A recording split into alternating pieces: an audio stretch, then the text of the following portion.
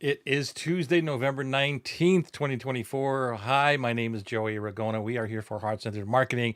Another show going into 2025 already. Wow, a couple of weeks away from 2025. Wow, it is incredible. I hope your year has been going good for you. It's been challenging up and down, to get things done and move ahead in whatever you're doing. Probably got a lot on your plate, just like I do. And today's session or today's conversation with my good friend Lauren is going to be an epic one because we're going to be talking about productivity, one of my favorite topics. Fun fact: I was actually going down the rabbit hole. It's not a rabbit hole. I was going down the lane of being a productivity coach, and that is when we kind of met, right, Lauren? When I was in that whole era Yeah, of productivity. I'm still in it, but I decided not to focus that as my main thing. How are you today, by the way, Lauren? I am good. I am good. I'm Good. just worried about my reception, but can Oh, you hear that's me? okay. You know what? The internet will catch up to you. That's the thing with Okay. productivity peeps like yourself. You're just so dang ahead of the situation that the internet can't even catch up to you. So that's good. Oh, I hope it catches. It'll be good. It'll be good. And if you have to move around, and no big deal. Um, so yeah, I was just, you were around that era when I was, focused on. I didn't really know what my coaching superpower was. What should I really focus on? And I love productivity. I still love it today. But you've been in this for forever. So I'm gonna lean it over, or just let you take the lead, and we'll talk about these three main questions that you should be asking yourself about productivity. I don't know where this is gonna go. I'm super excited. I've got my iPad out ready here to take notes myself. So, what can you tell us about productivity that can help us move forward, or where is this going? Let's start there. Yeah, so where it's going is that 10 years of coaching high performers, entrepreneurs, CEOs, you name it. I I don't think I can count on one hand the times that people what they've identified as affecting their productivity is actually the thing. And Okay. so that's how people keep spinning. So, what I want to talk about today is what are the issues that are affecting productivity? Hmm. How do we get sidetracked? I call them decoys. These things that come up that seem like that's what it is, and it's not, but that's where the energy and the focus goes. And so I kind of want to just deconstruct that Cool. and create those insights for people. Cool. So decoys. I like that. I like that. So, So, what are and the decoys? jumping, so the decoys are things like I don't have time, I don't feel supported, I'm too busy, I have too many interruptions, I'm exhausted, I Mm, don't have support. And here's the thing, it's not that those things aren't true. They are, but they're a symptom of the real reason. And we all know what happens when you just treat the symptom and you go and get down to what's causing it. You get another symptom, and it never goes away. right. Right. So, so let's jump in. And here's the thing: just remember that people might not want to hear this. It's not about not having enough time. It's not.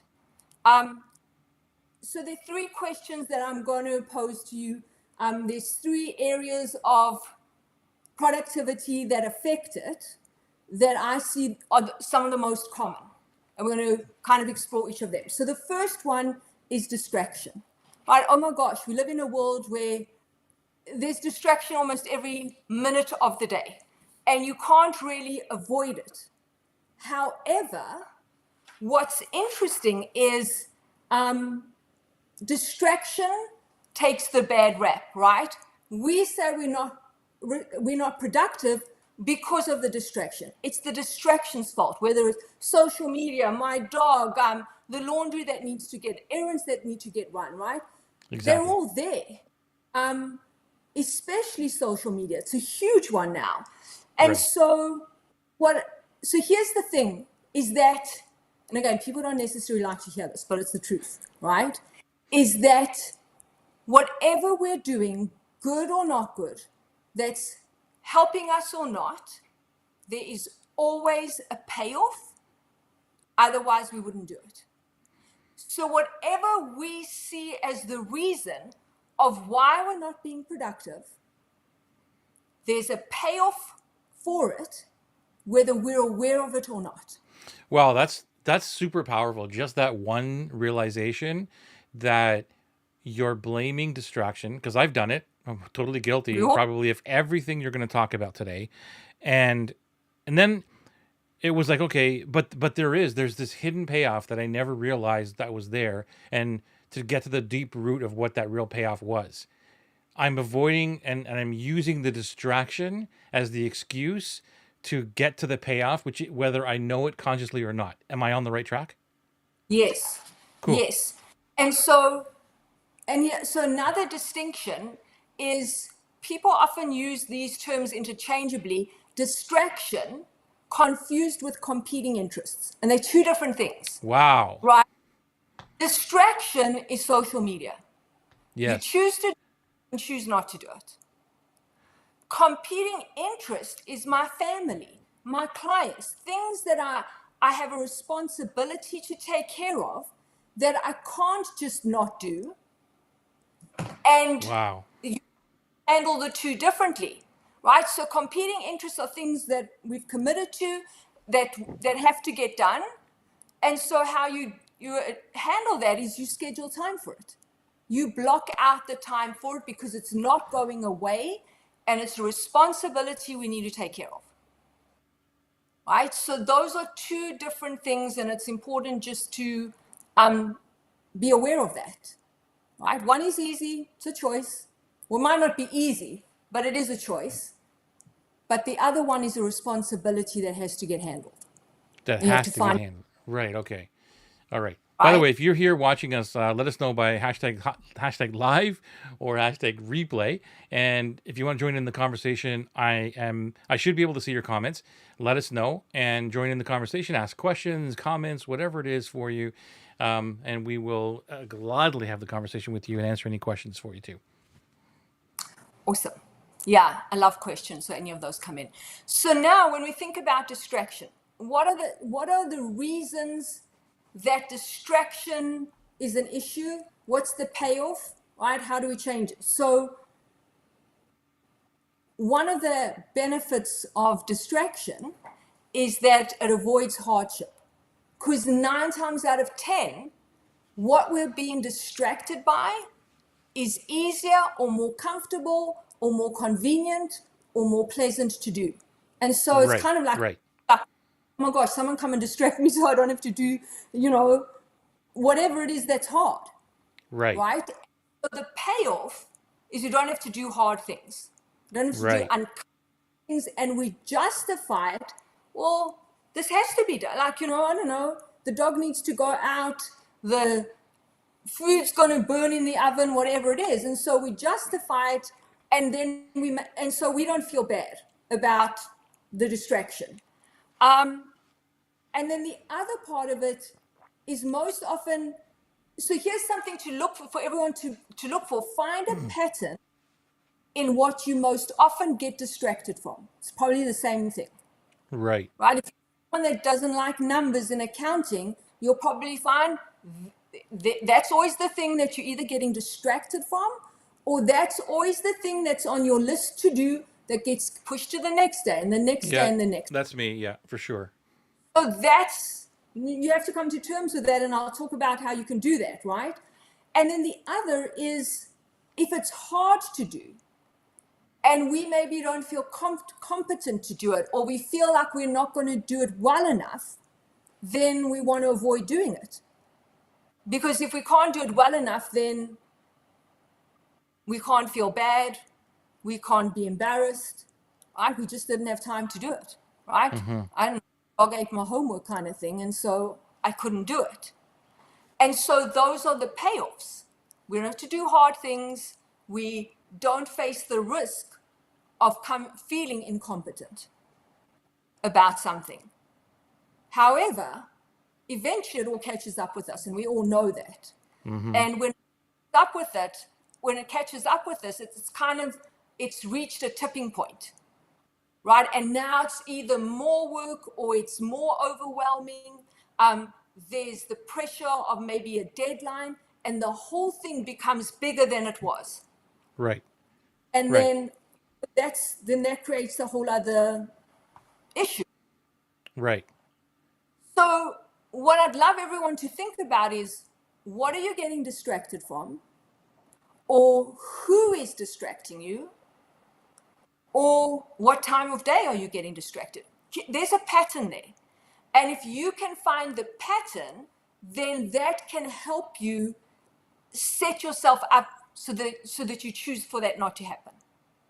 Right? Mm-hmm. So, for example, if I know, because my family's all overseas, if I know because of time difference, they're always phoning me between 8 and 9 o'clock in the morning, and I schedule block time to write at that time, then I'm not setting myself up for success. I see that pattern, and so I can easily change something if I want to change it.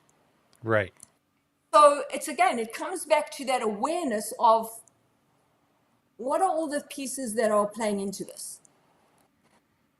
So here's the question I want everyone to write down and really be honest with the answer you give yourself, because as honest as your answer is as good as your solution's going to be. Like pad. Right? Mm-hmm. So the question is, and I've kind of alluded to it, it's two parts, is what am I avoiding confronting when I get pulled away? So what's in front of me that I want to avoid, and so I get distracted? Say it again. What am I avoiding? What am I avoiding doing or confronting when pulled into distraction or choosing distraction? Yeah. And another thing that is, what am I unwilling to feel when I get pulled into distraction? So if I don't want to feel incompetent, then I'm going to find a distraction from the hard thing I have to do. Mm-hmm. These are good questions. And so that's going to give you a clue, because that's probably part of the pattern and the theme that you're going to see showing up all the time. And that's how you'll also see that pattern. Oh, this is the one thing that always gets moved onto my calendar, always gets pushed off. Why do other things not get pushed off? Right? And because there's something you don't want to feel or that you don't want to confront when that shows up. That's going to give you the real answer of why you're being pulled into distraction. And I'm harsh with my clients. Like, you're not being pulled into it. You're choosing it. 100%. 100%. So, Like I can relate to this because, as you know, I'm going now doing back taxes and numbers and all these things, right? Trying to catch up. And like you said, it was, the problem just gets bigger and bigger and bigger. And then all of a sudden, and deadlines, these are all trigger words because that's exactly what's happening, right? So there's a deadlines and all these things. And I think, and correct me if I'm wrong, but I think that I choose distraction. Like I avoid it. So it's like, this is really important to do. And you also said something was really interesting, which was competing interests. And that doesn't interest me at all. Money's great, profits are great, and looking at a couple of charts here and there maybe is great, but numbers and me that doesn't interest me at all. Really don't care.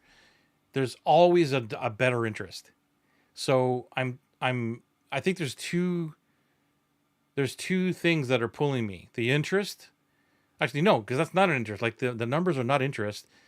It's that I'm interested in something else, and I'm choosing a distraction to not do the thing because I know it's hard, Anyway, I right? don't know if I'm going off on a tangent here, No, but no, that's exactly it, right? We don't want to do what's in front of us.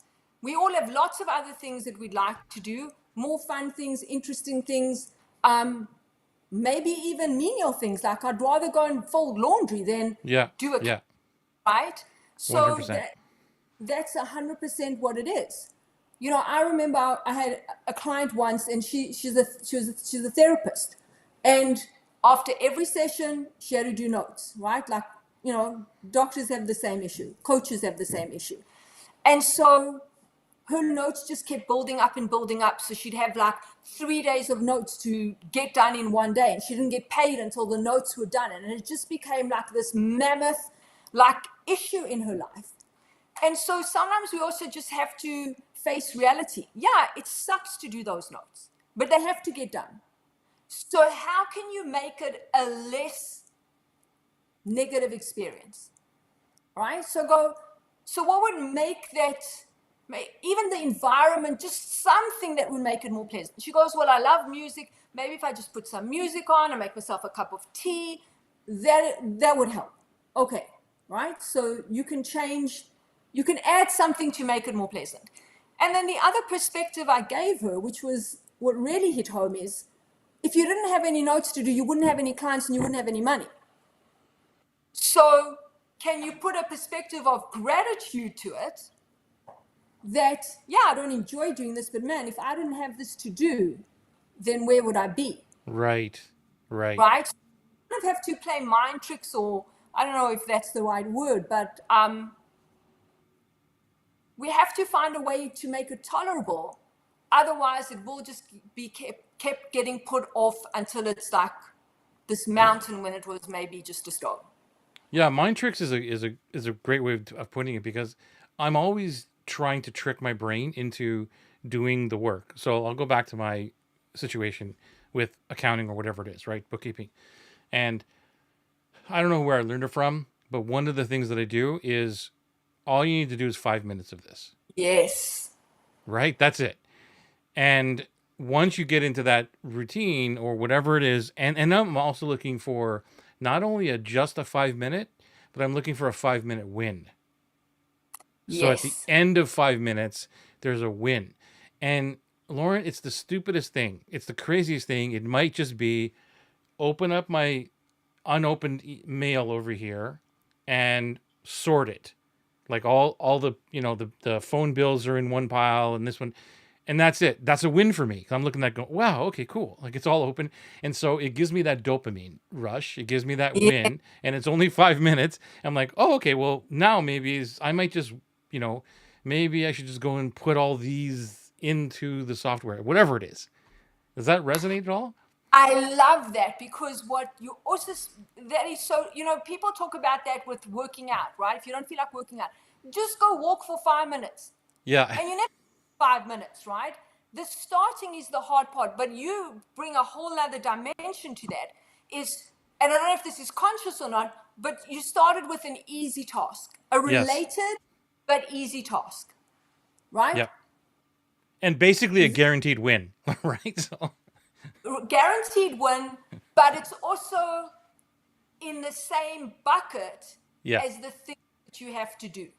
Yes. So as you say, I've opened the mail, the bills are there, whatever. I might as well just go enter it in. And you don't just enter that in, you probably do more stuff, right? Exactly. And so it has to be that willingness to do to get the 5 minute win. Yeah. And at the end of it, too, like even if there's not a win, it's enough. Like, so you don't beat yourself up. At least is the way I look at it. So even if I did 5 minutes and there was no win, I'd be like, okay, I did my 5 minutes. I'm good. Like I promised myself 5 minutes. I gave myself I did 5 minutes. Thank you very much. Pat myself on the back and I go on. So there's no beating myself up, regardless of what happens within that 5 minutes. But here's the thing, it was a win. Because if you did 5 minutes, you didn't do nothing. Right. And you Right? had moved it forward 5 minutes, right? Yeah. And this is also where people struggle, right? They don't see something as a win unless it's something huge. Exactly. Right? Every time you move forward, it's a win. Some wins are going to be bigger than others are going to be smaller, but we don't get the big wins without the small ones. Right. Right. So don't disregard it or discredit it, because then you also don't build that confidence and that belief and that discipline to do things, right? So that's the whole distraction thing. Do you have anything else, like, or any other thoughts about distraction and how it affects productivity? We can come back to it. I want to go through the other two, and then maybe we can circle back Oh, to these okay. zones. And by the way, if you have a question, let us know in the chat. I'm going to just look at the Facebook group just to make sure I didn't miss anything here. And let us know if you're watching hashtag live or hashtag replay. That'd be awesome. Back to Lauren. So here's something, before I move on to the second one, I also want to say is, if you're watching this and you're going, oh my God, I've heard this before, I know this is nothing new. Not. But if you're not doing it, then it is new, right? If you're not doing it, then you might have heard it before, but you didn't listen to it, right? So, Yes. right, and so if you're going, oh, this is boring, I've heard this before, whatever, that's distraction. Yeah. That's choosing not to feel or confront what you're hearing because it's hitting a nerve, and you're going to go and scroll and do something else. Yeah. What's that? What it's about. What's that quote or that whole? It's not a philosophy. It's real. Where you haven't learned the lesson. Like you've read something again and again, or you keep hearing and you're not doing the thing. So, or there's something like the problem continues to happen until you've learned the lesson, like something around that line. That's where this is going. The body, like we all know lots of stuff. We all know we need to eat an apple a day to be healthy. How many of us eat I mean, it's a silly Right. metaphor, but an apple, right, a day. Yeah. Right. So knowing it intellectually, if it's not translating into action, you don't really, you might understand it, but knowing it is doing it. Exactly. Right. And so, so if you're not doing it, then it doesn't matter if you know it. Something Right. hasn't clicked. Right. Something's not adding up for you. Right. And so if you're not willing to, and here's the thing, I think we've all had that experience. How many times have you watched the same movie and you notice something you didn't notice before? Right. Or you read a book again and you pick up something that you didn't pick up before.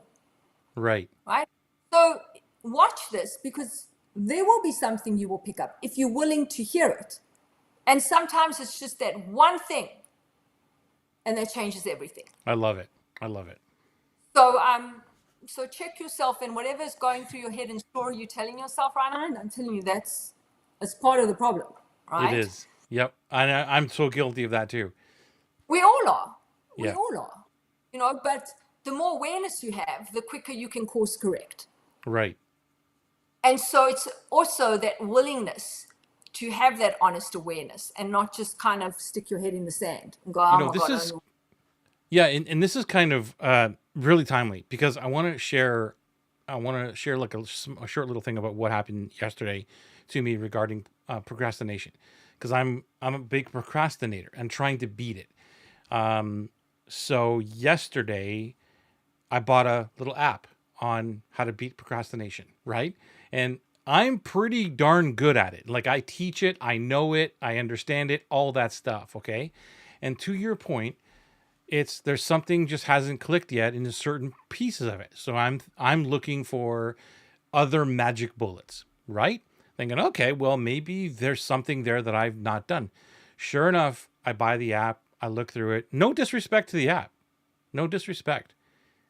But it was everything that I've been teaching myself and others for the last 10 years. Everything.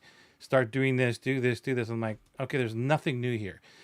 And so I'm not doing the thing that I should be doing, but I'm looking for other areas to say, tell me something I don't already know. And I've been caught in that trap for a long time, not only with just that, but that's how I've been able to advance my business in certain areas. But then there's other areas where I'm still caught.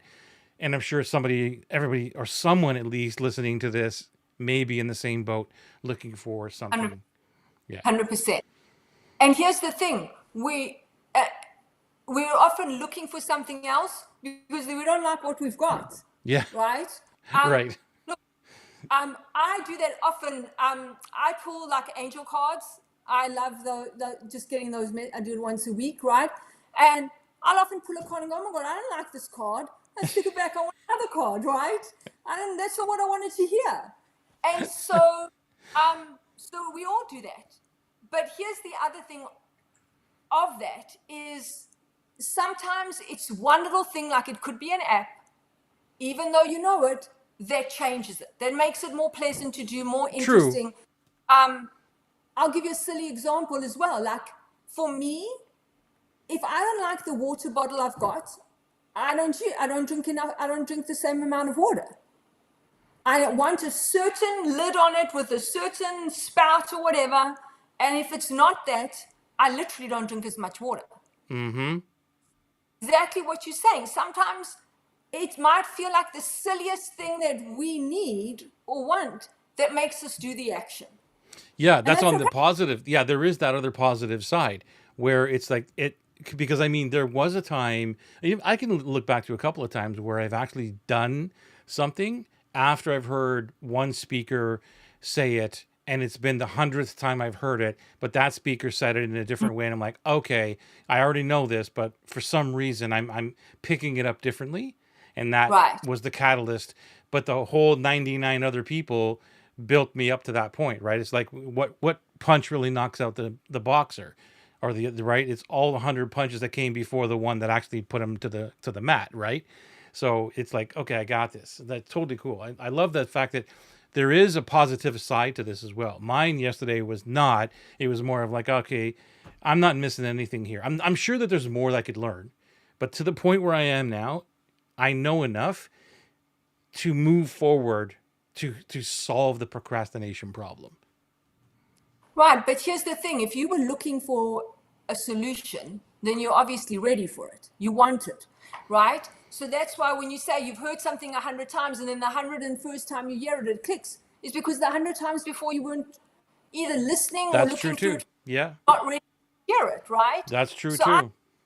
the fact that you're now actively seeking something to help you means you're ready and you really want to change it. Yeah, enough is enough. Yeah. Right. No, that's amazing. I love those insights. Cool. So let's talk about what there's not one person that could have not said this in their lifetime. I don't have enough time. Yes. Not a person, right?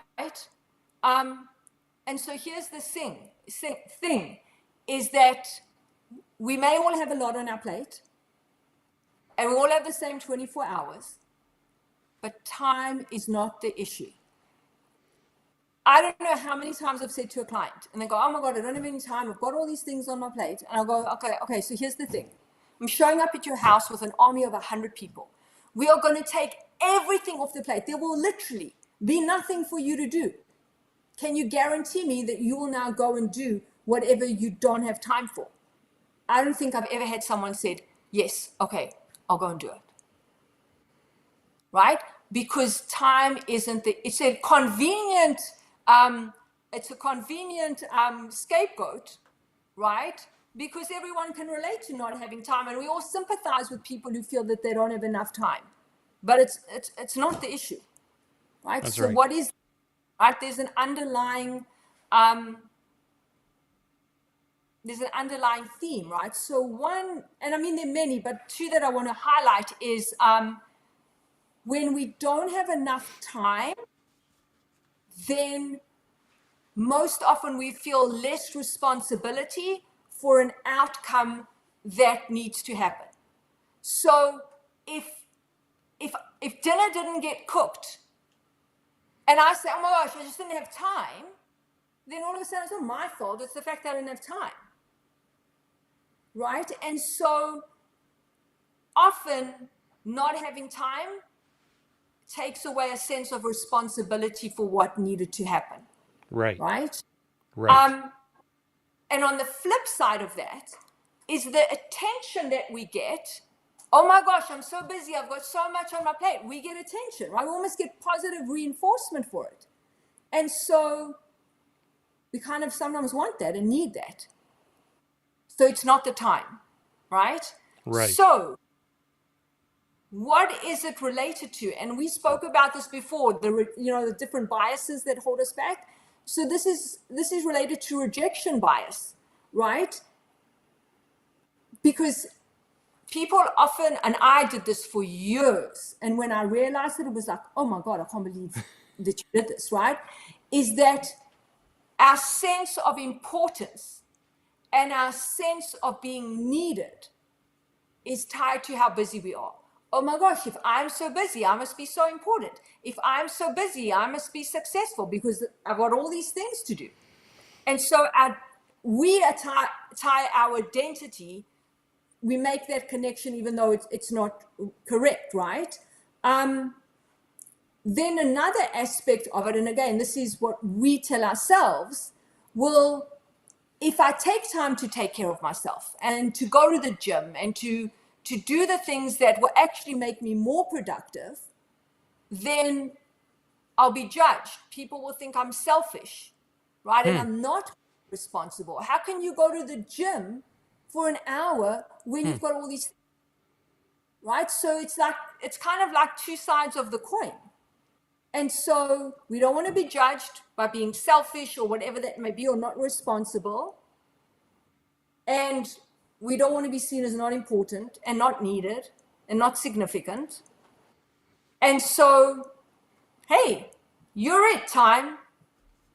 You're the scapegoat. You're going to take the fall for this, right? Then I don't have to deal with feeling not important or not needed or not responsible or selfish. It's not me. It's something or someone else. It's Right? something, yeah.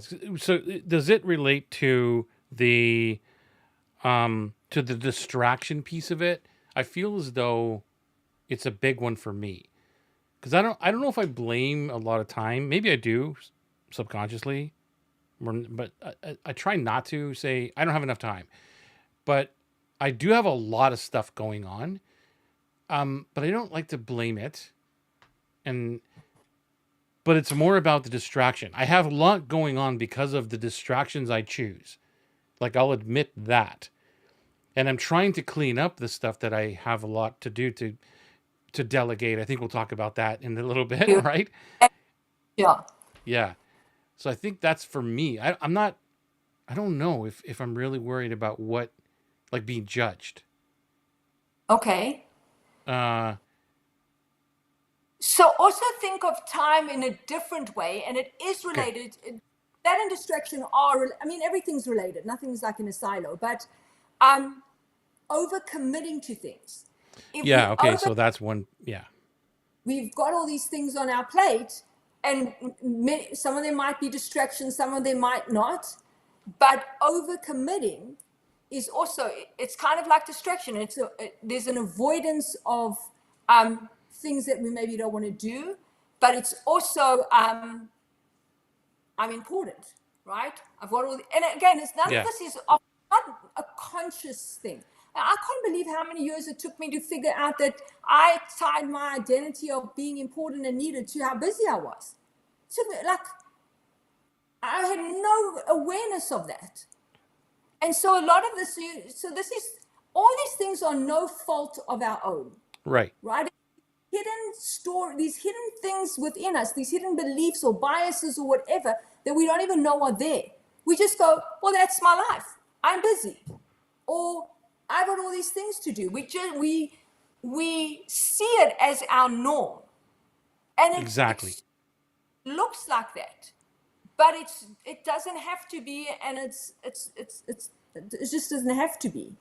One of the things that Lauren, for me, that helped me, or still, I'm still working on it, but helped me move forward in something capacity, in some way, shape, or form, is asking the simple question of, like, what are you saying no to? Like, what are you saying yes to? What are you saying no to?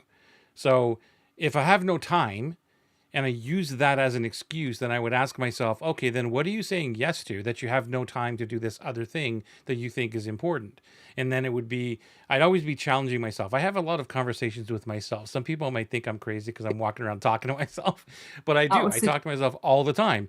And then I'm challenging myself. Okay, well then is that thing that you avoided truly important?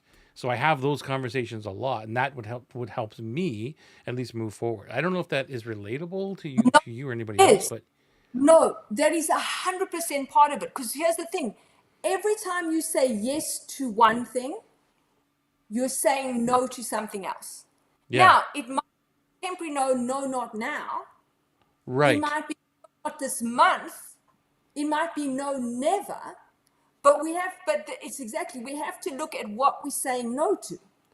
Are we saying no because this isn't right for us? It's a legitimate no. Or are we saying no based on distraction? Right? Or something else. Or something else. Yeah. Right? Because So, avoidance, like, where does avoidance come into this? well, avoidance is it's related to distraction. It's the procrastination, right? Procrastination, avoidance. Yeah. But it's kind of like the same story of distraction. We avoid things because they're hard. We avoid things because, Yeah. what do people think? So it's kind of all related.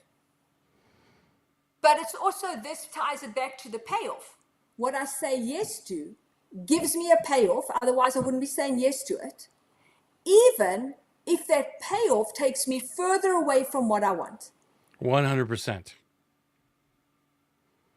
But it's a payoff that we justify so that we don't feel bad about ourselves. And so we don't see ourselves as doing something wrong. I can see that. I can see that. And let me say that sometimes it's totally justified and sometimes it should happen. If I'm sitting and I've got a deadline on a project and my neighbor phones me and she's fallen and she's got one arm in the lounge and the rest of her body's in the kitchen, I'm going to help her. Right. Right? Right. That's legitimate. Yeah. But if those things are happening all the time and it's like, menial stuff, then again, we just have to be honest with ourselves. We really have to be honest with ourselves. And most often we're not going to like the answer. And that's why we're in the situation we are.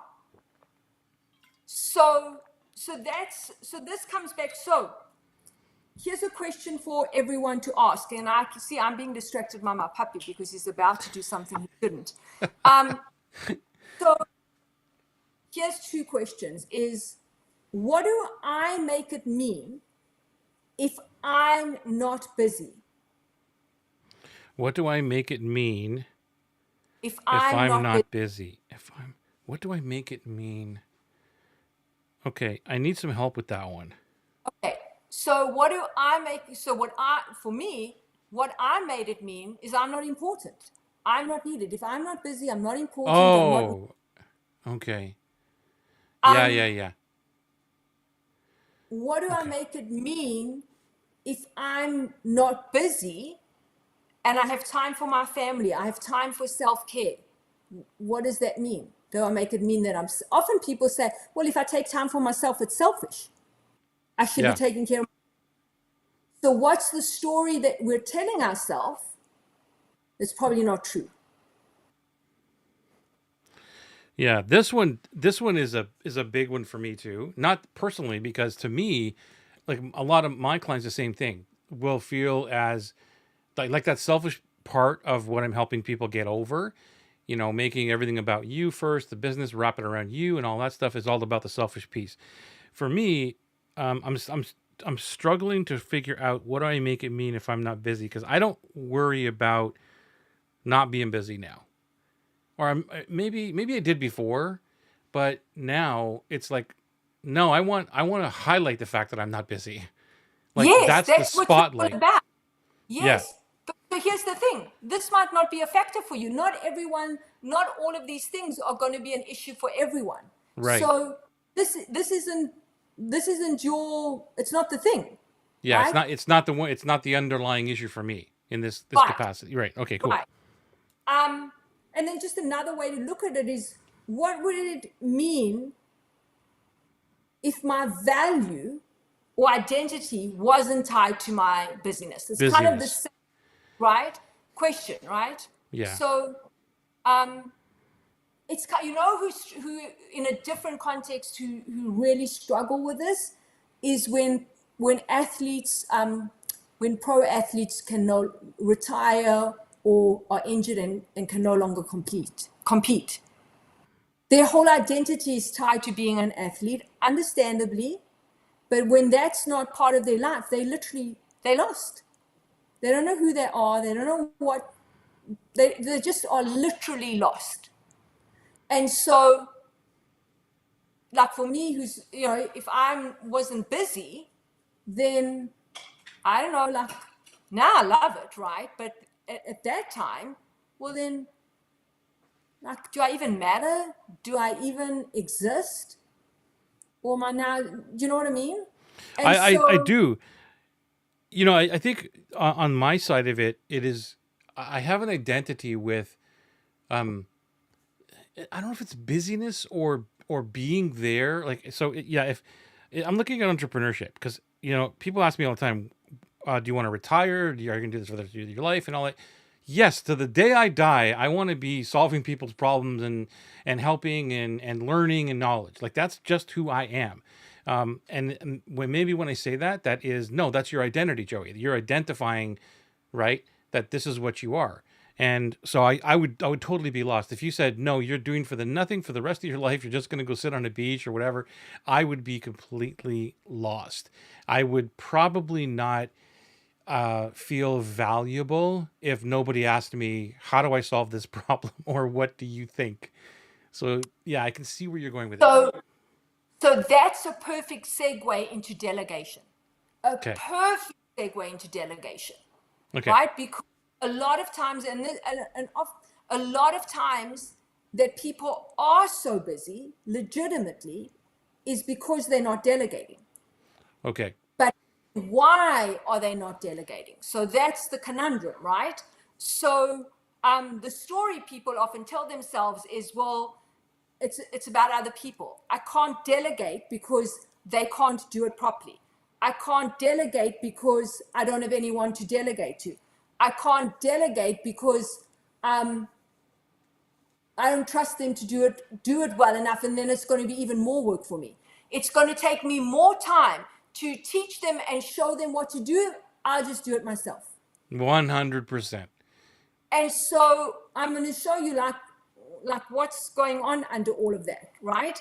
But if we look at the payoff, right, or the lack of payoff, if I don't delegate, then I have certainty. Because if I do it, I know I'll do it properly, I know it will get done. And I don't like uncertainty. And if I don't like uncertainty, I'm not going to delegate. Right? I don't like change. If I change this, then it's actually going to be harder. As you know, what I just said. Oh my God, by the time I choose someone and train them and then make sure they're doing it properly and follow up and keep training them till they do it well enough, like, it's just too hard. Yeah. The change is too much. I'd rather do it myself. I won't delegate, right? And then they won't do it well enough. Yeah. I've done my way. I want it done to my standard. And I know them. They won't dot the T's, dot the I's and cross the T's.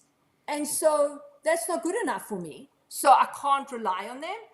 I'll do it myself. Right. And then this is what ties into what you were just saying, is if I delegate and now other people are responsible for things and they actually do it well, then am I less important? I become irrelevant? Do I not get the credit if I'm not doing it? And I don't want to be irrelevant. I don't want to not be needed. Yeah, I'm Oh, in this area right now, in the delegation, and I love it. But to that point, it's taken me my entire life because I've been an entrepreneur well over 40 years. And so it's taken me all of this time to actually get to the point of I can no longer do everything. It's impossible for me to do this. And there are pieces, or actually everything I do is still that, no, that's not the way I would have done it. But, and letting go of that perfection was a huge thing. And it's probably this for every entrepreneur that's listening right now. It And, is. Did you read and my for this podcast? Did you read my notes? Because I'm no, going to talk okay, 100. so go. I don't want to steal your thunder. What were the notes? That's 100% it, right? They're not going to do it as well as me, and it needs to be a certain way. But here's the thing: what we have to recognize is so one thing is that you obviously got to a point where instead of there being a payoff, the price became too high to not Yes. delegate. Yes. Yes. Was a payoff to a point, but then the payoff turned to price. It's too Yes. high a price. And so you made the switch, right? So Yeah. here's the thing with that whole thing of perfection and it not being done well enough, right? If we're going to delegate, we just have to accept that it probably won't be done, maybe as well as we would have done it, but maybe it will get done better. But let's just say it doesn't get done exactly and as perfect as we wanted. Guaranteed it will be good enough. Yes. And that's a thing that, again, a lot of people have to learn to, and I've had to learn to do it this year, is good enough is good enough. Right? That's right. Because if I wanted everything to be perfect when I made the transition I did at the beginning of the year, I probably wouldn't even be speaking to you now. Right. Right? So we have to accept that when we delegate, it might not be as good as we did it. It might not be exactly the way we did it, but it will get the job done, and that's what we need, Yeah. right? And it's what you do at the time that you buy back. And I learned from Dan Sullivan. He said that someone else's 80% is just as good. No, our 80% or 80% from us is someone else's 100%. So that was in the I forget what book it was, but I would beat myself up, and I'll tie this into what you're saying. So I used to beat myself up as the 80% dude. So I was out of the gate, I would get to 80% really fast because I'm so in it and passionate, right? And I would get to 80%, and however long that would take, a day, sometimes a week, whatever I'm doing, the project, I'm like, okay, 80%. And then I would be, okay, Joey, you're cool. Hold off because you only got 20% left. Hold off and go do something else and just take a break. And that's where my ADD would kick in, right? What I was left with, years and years worth of 80% stuff done. And I would be mad at myself because I was like, I'm just the 80% dude. I never finish. I'd beat myself up after that. Then I read that it was the 80%. Dan, sorry, I can't remember the book. But anyway, I think it was the 80% factor or something like that. It was like, that's what your 80% is someone else's 100%. Like your audience will never know the difference between 80% and 100%. Now, tying it back into what you're saying is the same way. I delegate something to you. You do it 80% to what I would have done 100. My audience or whatever would never know the difference. Like they're not going to know. But I've bought back all that time that hopefully I'm doing something with doing the delegation. At least this is what I've learned starting down Yes. to build up my team and to understand what they're doing. And I'll tell you something else that just happened today. This is a really cool little side note. I am a huge fan of the camcorder method and recording everything that you do and SOPs and all that stuff. I am just so addicted to it. Okay. So today I was doing one little piece, just adding a little thing to the SOP. And it was about this thing, like how do you schedule live streams? How do you promote the thing on my page? Blah, blah, blah. So I went and I took, two screenshots. That's all it was. Like go here, then go there. And then when I'm putting it in, I'm realizing, so like I put it in the first step, which is go to the page, click here, then click this, then it'll take you to this page. Okay. Hopefully everybody can follow my brain here for a second. Then it takes you to the event page. Okay, cool. Then from the event page, all you got to do is click this to share it. And then I'm looking at the thing and I'm thinking, and I'm saying, okay, why don't I, instead of saying go to the event page, why don't I just put a link to the event page, right? So what did I just do? So then I'm looking at it thinking, holy crap, you don't need step number one that I just did. So I took out actually two steps. I took out two steps from the actual thing actually when you're doing it. So if you're thinking that, no, this is going to take me way too long to record it, to get the steps in, I just saved two steps now by doing that. And now it's all one step. Like, here's the thing, click this link, it'll take you to this page and do these other things. Does that make sense? So sometimes Yeah. you, by slowing down and recording everything, it might take you longer in the forefront, but then you either find we don't need these steps, and or it's going to save in the long run because someone else is going to go do it now. You never have to do that again. That's what I love about it. And you're saving people who are clicking. They don't have to do 3 clicks. They have to do 1 click. They're saving time too, right? Yeah. It's just that would be where someone else could look at that. Like, so that would be a great example of, like, let's say that I just left it. You go to this page, you do this, click once, click twice, then you go to this page, then you click there. Then somebody else may have looked at that and said, why don't we just put a link right to the page where we need to go, right? And they would figure that out and think, oh, you're right. I should have thought of that. That's the power of having someone else look at it and do things on their own. Right. Because at some point, you know how they say you can't see the forest for the trees? Right. When you work, Right. it helps to have a different perspective. Right. Right. And here's another thing for people to think about is we've all been productive at some point in our life, guaranteed as well.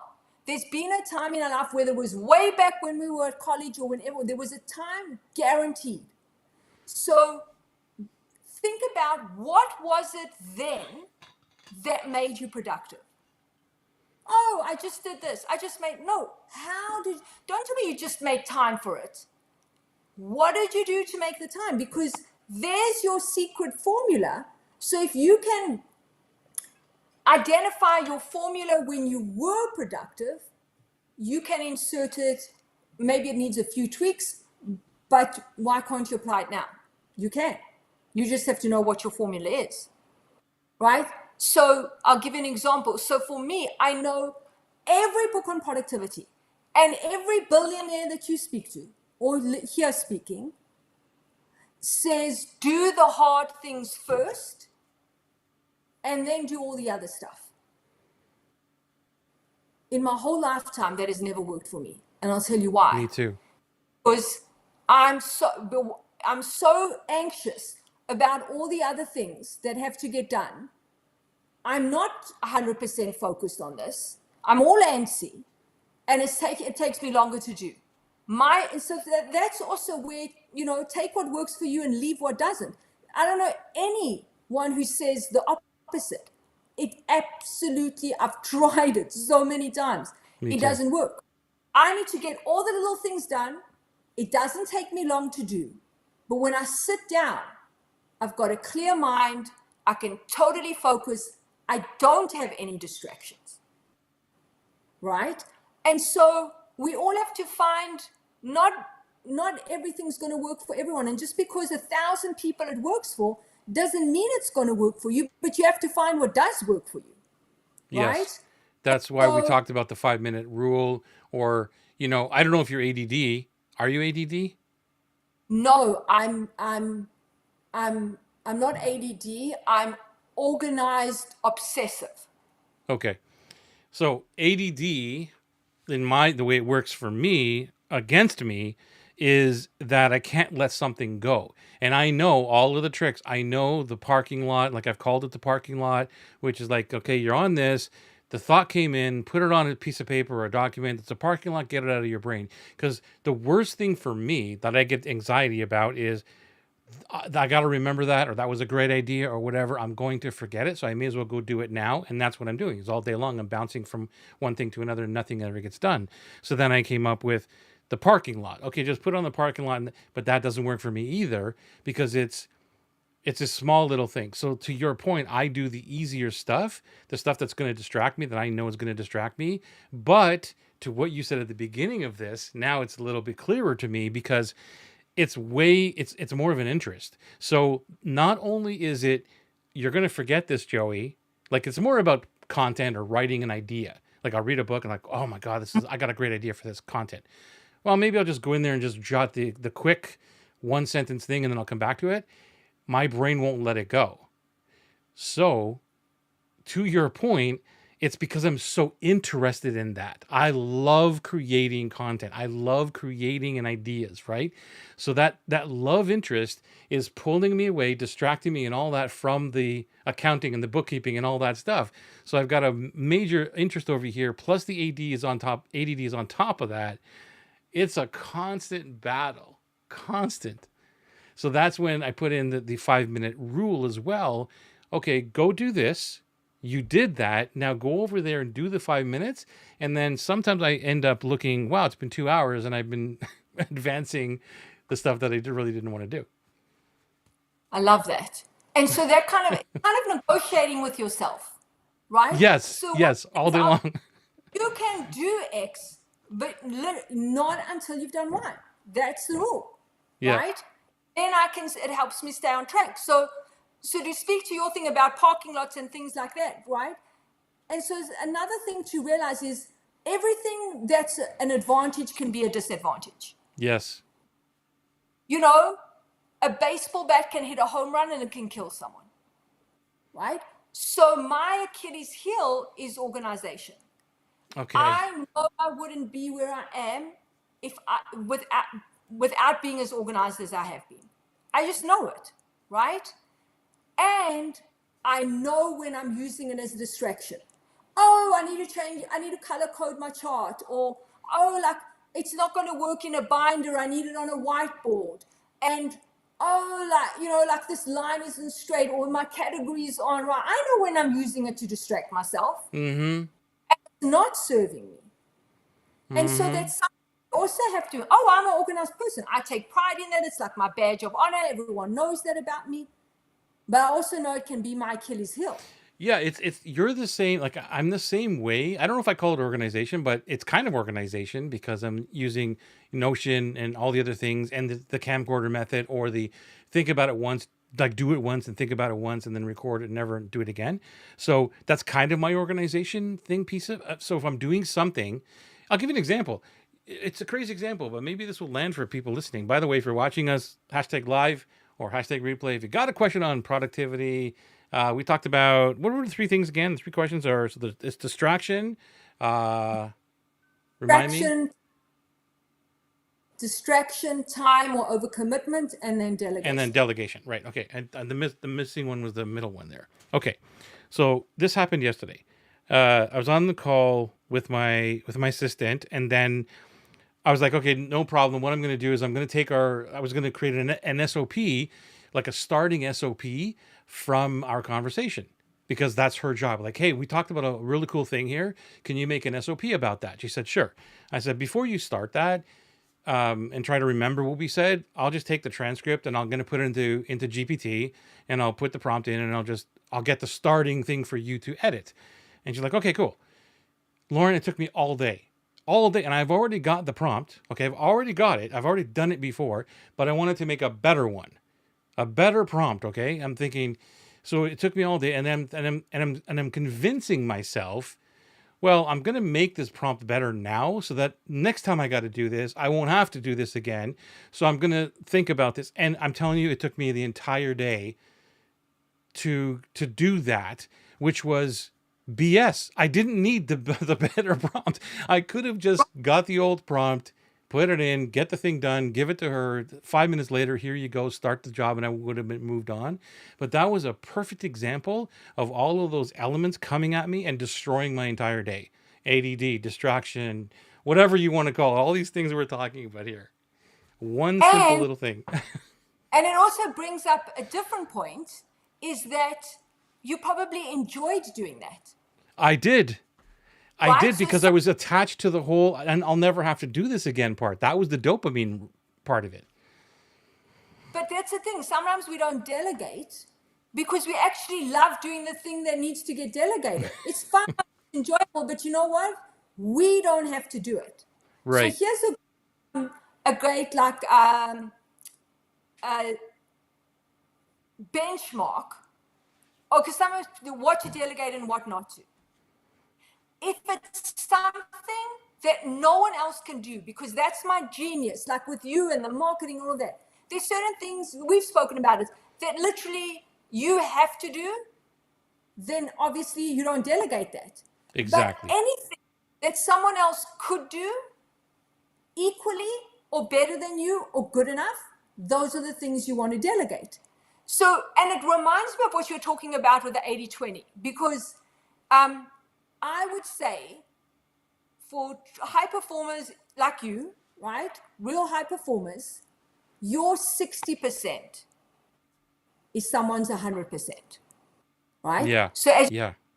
if so there's a different level of standard, and so if every so here's the thing: if we can make peace that our 60% is good enough, right, and it won't do any harm, then how come we can't accept when someone else's 60% is their 100%?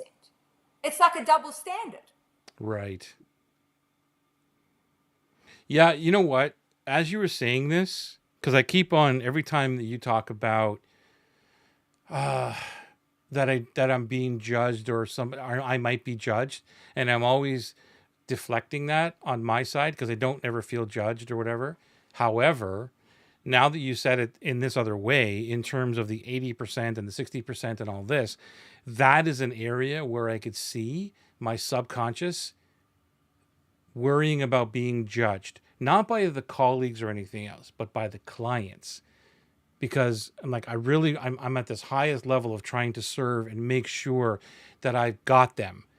And so that is where maybe subconsciously I'm thinking, oh no, this has got to be really good for them. So I want to admit that. And then there was something else that you said that I wanted to touch on. It'll come back to me. Dang it. Uh-oh. I lost you. Was that me? It's me. I was muted. Sorry. Oh, okay. There you go. So yes. So here's the thing: is about expectations, right, from ourselves and from other people. And what are the things that are going to matter? Did someone really care that my PowerPoint had a border of 1 inch and not 2 inches? Right. It's things like that, right? But I love doing that. I love creating worksheets and things like that. So I can also get lost in the design part of it because I love it, right? And waste time when I could have been doing other things. Doesn't also, I think, a challenge for people when they want to delegate is something to understand is that if I delegate, say something takes me an hour to do, and now I give it to you, I'm not going to immediately get back an hour. Right. I've got to explain it to you. I've got all those things. So maybe I get back 5 minutes. And that's when people say, oh my God, it wasn't worth it. Right? It's never an immediate equal exchange. But when you add it up over time, 5 minutes here, 10 minutes there, 15 minutes there, over the course of a month, you get back hours. And so you have to be patient, right? You're not going to get that immediate gratification in a way. Yeah, that's 100%. That's why I'm so addicted to recording everything that I do. Absolutely everything, screen recording everything I do, and because I felt the same way. And there's always at the beginning of teaching someone else, but if anybody's listening to this and they're thinking that it's going to take me double the amount of time to record myself talking about doing the thing than just doing it, you're absolutely right. So it'll take you double the time the first time you do that, but then when you give it to somebody else, you're gaining that time back slowly. Again, you're not going to get the full hour back because somebody might say, what does this mean, or what is this, and you may have to explain it. However, you don't have to go in and show them and spend hours, because I used to spend hours and hours and hours on Zoom calls going through the same thing like over and over and over with different people. Maybe somebody didn't work out, it was a new person. But now this database of all of this stuff that I can relate to start off. And those are never set in stone anyway. They can always move, they can always change, but it's a starting point. And to me, that's where I've gained all my time back. It's incredible how that works. And now it's the point of, I feel, I don't know. It's again, it's part of my day. It's part of my breathing. That every time I'm doing something, am I recording this? Am I recording this? Like, it's so part of built into what I do every day now. Where before, I remember when I started this last year, beginning of last year, was I gotta record. I gotta record this now. Oh my god, this is gonna take me forever to get this thing done. And it didn't take me long to get into that habit of loving the process of recording everything. And then but I want to go back to that example, to your point of delegation, because I just realized I made a huge mistake yesterday. Because I said, I'm going to put this into ChatGPT, I'm going to give it to you, like the assistant, right? She could have very well done it herself. All I needed to do, right, was give her the transcript, or she could probably have downloaded the transcript herself. The same thing that I did, because I wanted to be the human in the loop. I still wanted to be part of that process for whatever reason, right? And that comes to, and I'm not saying this is you this applied to you in that situation, but we want, a lot of us want control. Exactly. I'm 100%. But I still want to control it, right? 100%. And so the question I have for the delegation piece is, what is my blind spot about delegating that's affecting my choice? So how do you find your blind spot is to ask this another way, and that is, what do I perceive that I'm going to lose if I delegate? I'm going to lose being relevant. I'm going to lose being needed. I'm going to lose maybe the accolades of it getting done, right? Because now other people are involved and it's not just me, right? So because I see that I'm going to lose all of those things, again, not necessarily consciously, I don't delegate. But what so few people are asking themselves is, what do I lose by not delegating? Right? What do I lose if I credibility, blah, blah, blah, all those things. But what do I lose if I don't delegate? Yeah, because I was going to ask that. Is there another way of doing this? For me, I look at, what am I going to gain? What am I going to gain from this if I do this? And so I'm looking at the positive side of it. But at the same time, what am I losing right now? I'm using that too. I'm losing out on this, and this, right? And that totally speaks to how we all think differently. Some people are motivated by what they're going to gain, and some people are motivated by what they're going to lose. I think that losing is a big one for me too. Like, I do that. So what am I going to lose if I don't do this? I can say, I don't think I've ever asked someone that question and they realize that they, hands down, have more to lose if they don't do whatever it is. Not always. It's not always exactly. Not always about, but whenever there's a toss-up, I honestly don't think anyone's ever gone, oh my God, I have more to lose by doing it. By doing it myself. And so again, and the hard part of this is this is why people need coaches. Because if we could figure it out ourselves, we would have. Right? And part of it is, we don't know what questions to ask ourselves. We don't know where to even start. But it's hard to admit these things to ourselves because we just beat ourselves up. And so we go, oh my God, I don't want to know that about myself, and so I'm not going to do it. So it's hard to do this on your own. And even reading a book is not necessarily, it will take you to a point, but not to where you want to be. Right? Yeah, because the coach, like, they're navigating, if they're a good coach, which is why I like doing sessions with you and everybody I got on here, because I get free coaching. This is amazing. So does everybody else, right? So I learn so much from these conversations, and I like being on the block and the guinea pig, and just using me as an example, because I'm learning as I go.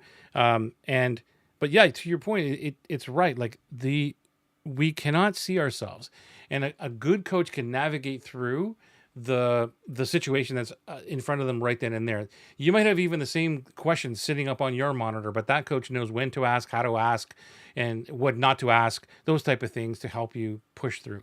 It's super important.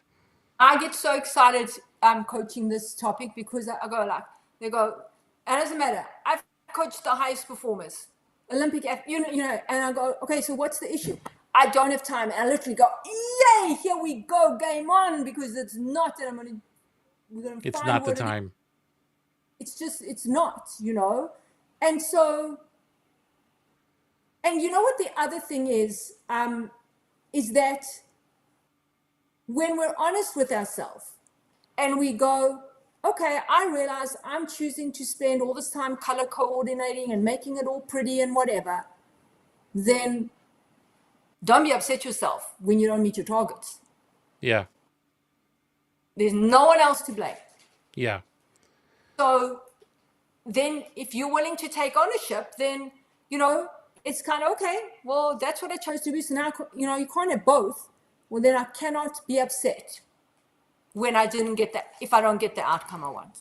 And so then I'm choosing to color coordinate it and make it look pretty. It's like what you said, like, what is the thing, you said it so well earlier, is, I can't think how you said it, but, with saying, what am I saying yes to? What am I saying no to? What are you saying? I'm Yeah. saying it look pretty, which means, with maybe again not consciously, I'm very conscious of it. So there's no blindfolds with me. But so then okay, so I'm saying yes to spending 3 hours making it look pretty. So just know you're saying no to enrolling more clients. And That's so, right. but the next question is, are you okay with that? Is that okay for you? And Yeah. if I say, actually it is okay for me because I've met my target for the month, then great. Go and color coordinate and do it all day long. But if that's not okay, then I need to make a different choice. And if I don't make that different choice, then I cannot be upset if I don't meet what I want. So the bottom line is, the good thing is, in a way, we always have a choice. We just have to be honest about our options. Yeah, it's being honest and being aware of it, because a lot of humans unfortunately want to push the blame to everything else beside themselves. You and I know you very well, and I know that for me as well, that I am pretty aware of what's happening, and I don't like to blame anything else. It's not that I never do. I'm not perfect, but I'm very aware of it, and I have a lot of conversations with myself. I have a lot of conversations with my future and my past self.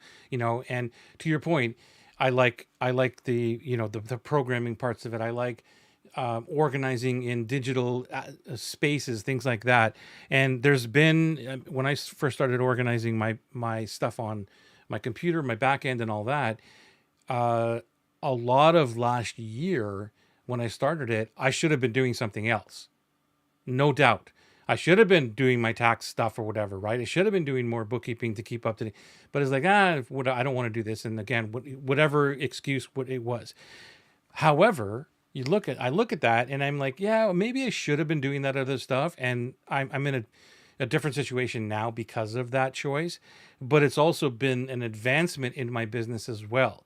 So it wasn't wasted time. I wasn't watching cat videos on Instagram. It was actually doing something, but it wasn't the priority, right? But it was still work that had to get done. So then when I look back at it and I have a conversation with myself, say, you shouldn't have done that last year. You should have been doing the other thing, right, Joey? Like, yeah, but now because I did that, I can coast a little bit on this other side. It's helping me be more productive. So I'm giving myself a little bit of a boost, right? It's not all bang, bang, bang. You did a really bad thing, Joey, last year, right? And so I want everybody to understand that. Like, it's cool. Because to your point, sometimes you're not doing the thing you should be doing, but it's always not bad. It's not always 100% bad. like the color coding and all that stuff. Am I right?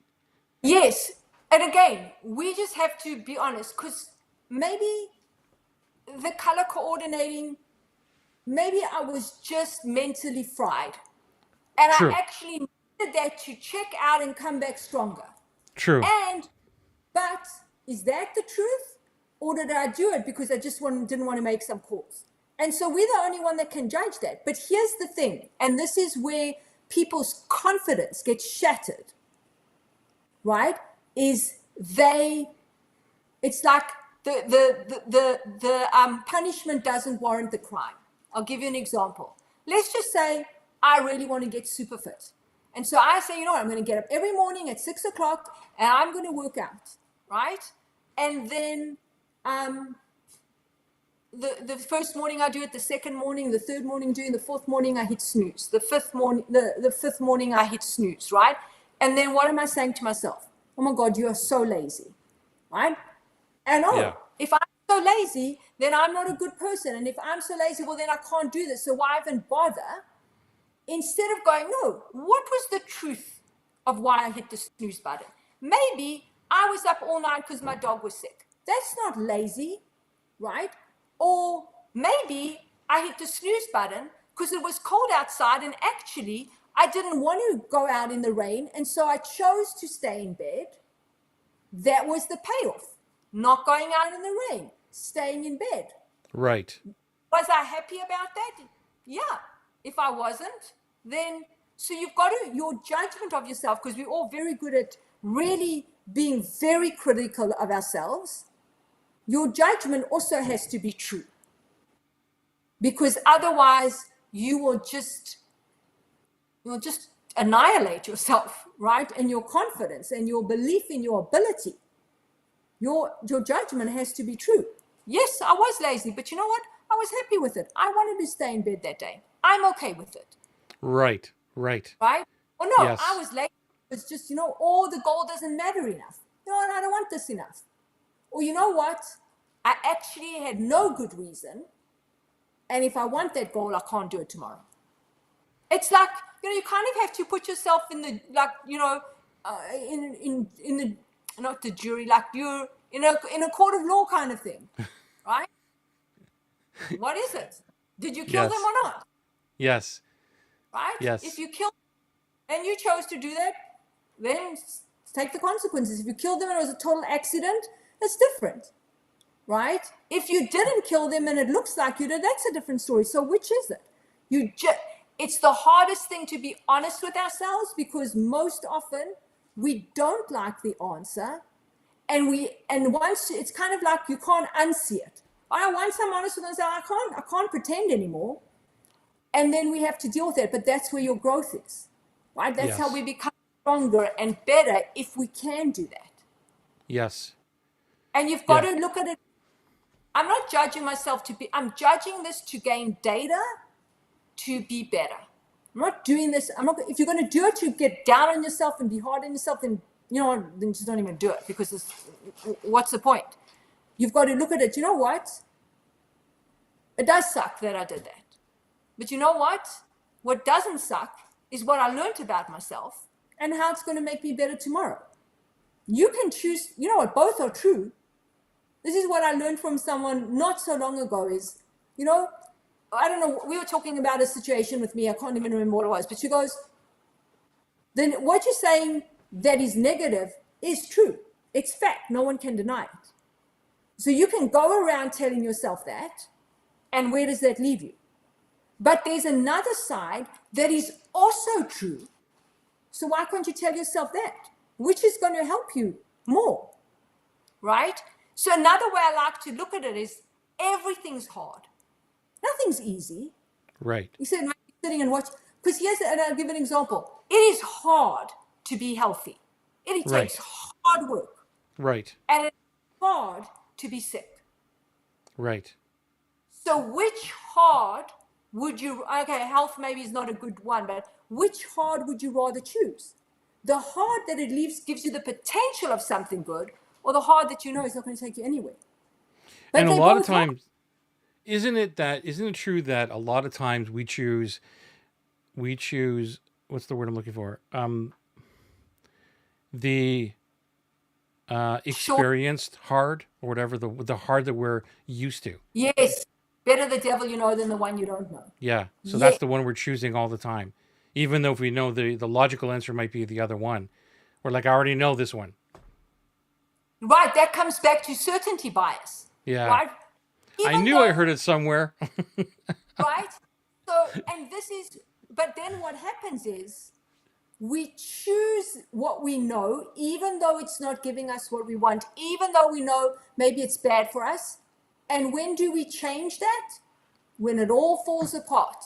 Yeah, when When there's the no person other choice. heart attack, they know they're overweight, they know they're not fit, they know they're not eating well, but hey, that's me. Then they have a heart attack, and then they choose different. But now they've got even a bigger mountain to climb. But yes, Exactly. like, you know, and that's why often people stay in bad relationships, because at least they know what they're getting. Why do I, well, you stay in like careers longer than you should have, right? I know what I'm getting, even though it sucks. Yeah. But I don't They've already dealt with some of the pain. They know how to navigate through some of it. Yeah. know how it's going to go. But you know what? And eventually it reaches a breaking point and you can't It do it does. anymore. It does. Right? Yeah. I And you think know that's a what? big one. But here's, in fairness to all of us, the hardest place to move away from is certainty and comfort. It's the hardest place. It's much easier to move away from, oh my God, this is like, I'm like hit the rock bottom. It's much easier. This is fact. This is psychological. It's much easier to move from rock bottom to positive than from comfortable or certain. The hardest place to move from is comfortable. Right. But here's Y- the thing. That comfortable eventually will be uncomfortable. So it's kind of like the hard. So do you want to wait until it's uncomfortable? Or do you want to just move it along? On your time, on your agenda. Yeah. But then Yeah. there's the uncertainty. Then there's the uncertainty. The uncertainty is, yeah. So, like, to your point, when I'm going to bring this to something else where, for me, certainty, this is where what moves me, I don't know if it moves me forward or not. I think it moves me forward. But a lot of times when people ask, what do you want? Like, what is it all about? And a lot of people will tell me it's freedom. That's what they're looking forward to, right? That's what the whole goal is, freedom. And that's great. And it was especially when I was in the speaking circuit in the real estate world, when you and I Oh, met. yeah. And Yes. that's like the biggest thing. I want freedom, quit my job, and do all these other things, right? Still translates to what I'm doing now with the same online space. However, I realized going through all those talks and asking people, what is it that you truly want? Is that, and then they would ask me, like, what do you want? And I would say, I want freedom, but that's not my driver. What my driver is, I don't want to lose the freedom I already have, however that looks right now. So I get out of bed not to go get a, not to, not to go have to go get a job or that. So the freedom that I have is good enough. So in other words, if God said, dude, listen, I'm going to take everything away from you right now with the opportunity that you can have 100 times more than what you have right now, but you got to start from zero. Or you could stay where you are right now with the freedom and the thing that you have, and everything will be fine just the way you are. I would choose that latter one because I don't want to lose what I've already got. Now, that's not to say that I'm not driven. It's not to say that I don't want more. But what drives me is different in that capacity. Like you said before, sometimes gain drives more people, right? Because what more I want more freedom, I want more money, I want more of this. To me, it's like, no, I don't. I've got, and I'm not by any means the richest person or the most free person in the world. It's the fact that I've got to a level where I'm comfortable that I don't want to lose it. Does that trigger anything for you, or that you want to Yes, add exactly. on? And this is one of the reasons people don't change is because they don't want to lose what they have, Yeah. right? Better. it makes me think of this cutest little cartoon, I guess, that I saw. It was like, I guess, God or whoever you want to label that as, and a little girl with a little teddy bear. And he's saying to her, give it to me. And she's saying no. And behind him, he's holding a massive one, which is exactly what you're saying. But there's no certainty. There's potential hardship. What happens if it doesn't work out and it turns out to be worse than it is? I'll just stay with what I have, right? And especially when what I have is good. Like, life isn't bad. Life is good, you know? There was a... I think I'm going to mess this up, but there was an experiment that I did when I was on the speaking circuit as well. And I stole it from John Assaraf. I think I first heard him say it in one of our masterminds or whatever. And I don't know where it came from, but the original, but it was something to the effect of, because it was great for real estate. So I'm like, okay, I'm going to give you $100. Every single person in here gets $100. Now, here's the thing. I'm going to toss a coin and I want you to gamble. You can say yes or no. You can keep the $100 or you can gamble it and you could double your money if whatever, right? How many of you would take that offer to double the money, to put that up for, and hardly anybody would put their hand up. Why? They were just given money and it wasn't even their money, right? It was like, I'm giving you $100. You got, and so they got something for free, but they still weren't willing to gamble it because they were certain I've got $100. But if this happens, if it lands on 7 or something or whatever it was, I could double my money or 10 times my money. It didn't matter what the number was. Hardly anybody would do that. Wait, you're muted again. Oh, sorry. I'm literally in this position today because I'm with banks and I have options of what to do with my money. So the one option is your principal is guaranteed, the interest is guaranteed, right? If principal is guaranteed, if you break the contract, there's no penalty, right? And the interest is, say, 5%. Right. Yeah. The other option is the interest is 7%. But if you break the contract, there is a penalty. So which are you going to choose? And they explain that even with the penalty and because of the difference, you'll still be better off. But now the one's guaranteed, the one's not so much, the one's, so I was in, and I haven't decided yet. I still got to make. But it's still your money, right? It's the experiment was interesting because it was like free money. Here you go. Here's $50. Here's $100. And you still don't want to give it up because you gained it. Like there was a double-sided psychology test to do, right? Like you're giving something and you don't want to give that up. But it's like you have a chance now to double your money or triple or 10 times your money. And actually, it's not even your money. You were given the money, but you don't want to lose the money. That was the whole thing. You were given something and you don't want to lose it. And that's when I was tying into like, that's what it's all about for me. Like I've got freedom. It's not that I don't want more. If you gave me the opportunity, I'm going to gain more freedom, but I'd rather not lose the stuff that I've already got. And that's a huge factor for everyone.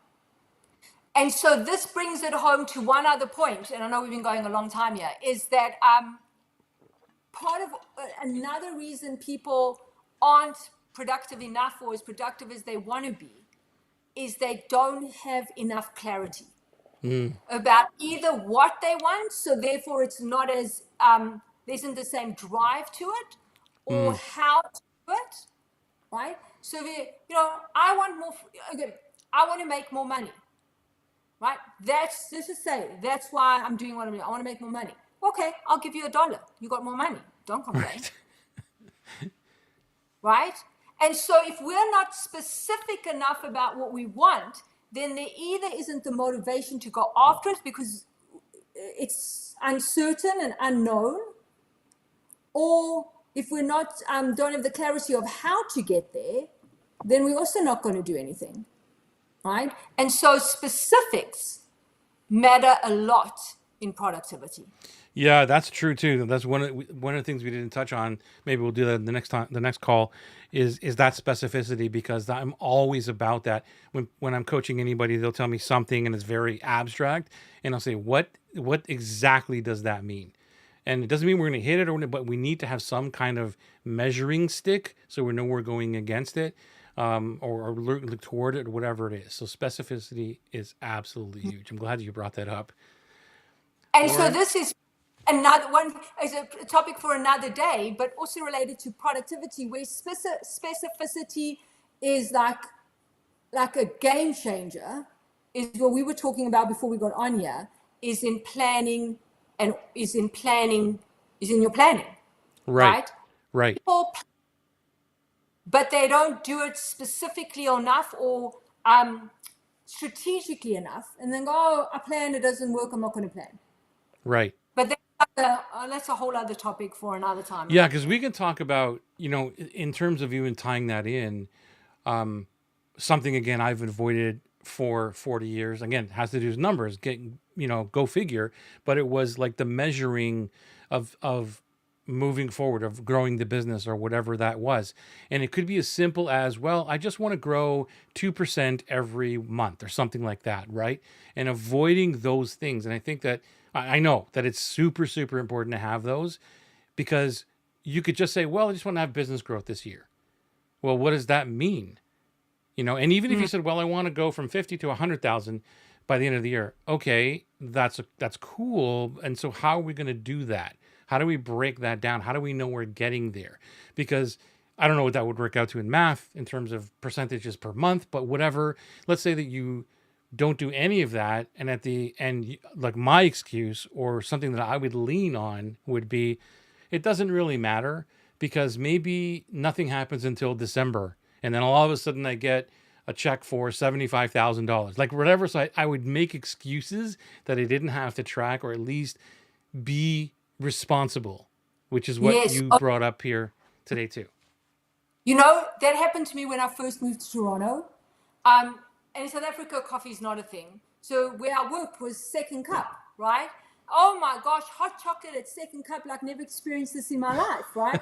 And so I used to go and get a hot chocolate, and I heard people saying, oh my God, second cup's so expensive. I'm like, I get it once or twice a week. Like, how big a deal is it? Yeah. And at the end of the year, I added up how much I'd spent on hot chocolate that year. I nearly passed out, but it was, it's just, oh, it's not so much, it doesn't matter. Oh, I won't delegate this, I won't do this. It all adds up. It all eventually adds up, right? But when you don't add it up, you don't have to take ownership, and you don't have to take responsibility. And it's kind of like, this is not true, but it is. Ignorance is bliss, but it's not bliss. When the No, and rubber you know hits. what? I was going to do a post a couple days ago, because I took actually, the screenshot is still on my thing. I'm still going to do the post, regarding like all the stuff that I've been tracking, Notion and all that, right? So I went in and I put in all of the tools that I have, all the stuff, the subscriptions, things like that.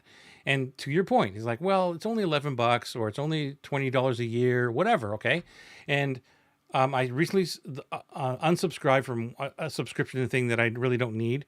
And then I did the calculation at the bottom. And this is, and wait, when I show you the guys this, I have the screenshot of it. It's $4,000 a year. And there's maybe 10 subscriptions there. 10. $4,000 a year on little things it's only $11 a month for this, right? I couldn't believe it. And that's one thing I want to bring to the table, because you're right. Ignorance is like, well, whatever. Don't worry about it. It's a little other thing. But now, because I'm being more diligent about everything, do I really need this? And let me cut this off.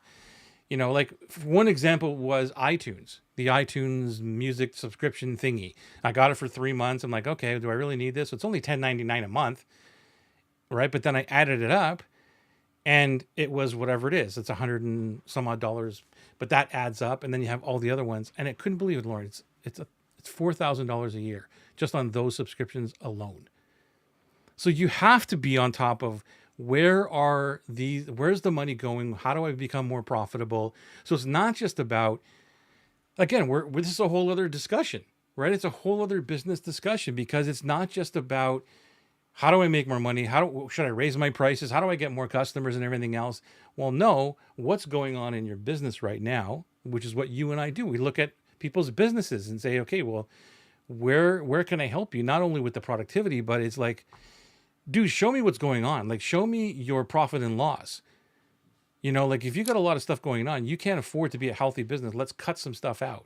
And that's hard too, is to let go of things that we're, again, used to. Right? I don't have the stat in front of me, but I saw it when I was just doing some prep for today. I wish I'd kept it. How much profit is lost because of distraction? Oh my gosh. Right? So it's not just time; it is money. And so, so these things all matter. And you know what the truth is? For every single one of us, we can all step it up a notch. I might be Miss Productivity, but I can step it up a notch and not spend 3 hours making something look pretty. You know what I mean? So again, like, don't judge yourself. Don't get down on yourself. No. Whatever you do, is better than you're not doing nothing. Yeah. And if you watch this, you're not doing nothing, so you're good.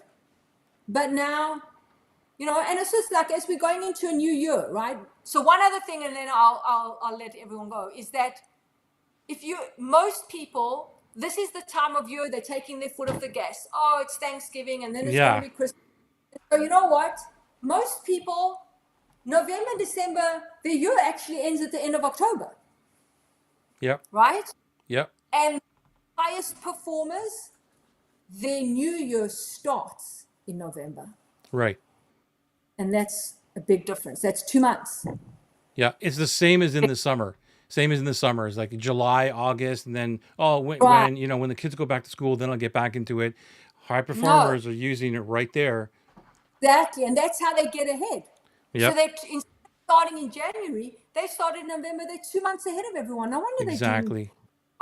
And so that's also something to keep in mind, is like, just think about the rest of the year. I mean, it's already like, I don't know how many weeks we've got, 5 weeks or 4 weeks. Yeah. I don't know, whatever. Man, crank it out. Get ahead. Yep. I agree. I love this conversation. I actually found the picture. I was lying. It was $2,000, but still, that's a lot of money. Let me see if I can share this. I want to share it to you. It's a lot of money. Where is it here? Screen here? No. Anyway, I thought I could go to that screen. But yeah, $2,000, $2,278 just on 13 subscriptions. Two of them look like they're free. So really it's 12. That's a lot of money. I did that at the beginning of the year when I made my transition. Oh my God, I canceled so many things. It's crazy. But so it's interesting. I canceled it because I couldn't stand the clutter. Yeah. It was too much, I need to simplify. But I saved money as well. And you know what? This is the truth. It doesn't matter what motivates us, just do it. Whatever motivates you, it just, as long as you're doing stuff. We should talk about that. We should talk about the behind the scenes of actually, taking care of things in this way to move the business forward. Because a lot of us talk about, there's a lot of upfront stuff, like how do you get more opt-ins, how do you get more leads, how do you do this? But it's behind the scenes that a lot of people don't see, especially people who are not business. They've never been in business. They're trying to get into business and they just see the flashy stuff and start an online course and do this and whatever. But there's all these other things as entrepreneurs, you and I both know of, that is hidden behind the scenes. And one of them is this. One of them is the simplicity of, there's only really two ways to make money. You either make more money, get more customers and increase your price, or reduce expenses. And it's a combination of both. That's it. Mm-hmm. There's no other way to make money in the business, right? And a lot of us, especially me, is like, I'm not going to cut the expenses part of it. So we ignore those things because we're comfortable. Yeah.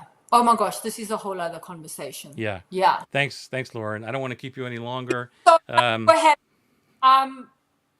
love chatting with you. I could do it all day. So thank you for having me. And I hope to everyone. And if you get one thing from this, it's worth it. So I hope you I get got a whole bunch of stuff from this. I can't wait to watch the recording again. Thank you for being here live.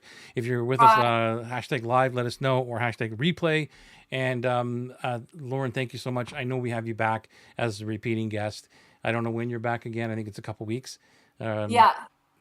But yeah, see, that's another thing. That's a great thing, that it's a great thing for me to say, I don't know when you're back, because I've delegated that to Kath, who's Yay! taking care of it all. Right? Good for you. Yeah. I need to delegate. Yeah. That's awesome. Awesome. All Thank you right. so much. We will see you soon. Bye, everyone. Bye.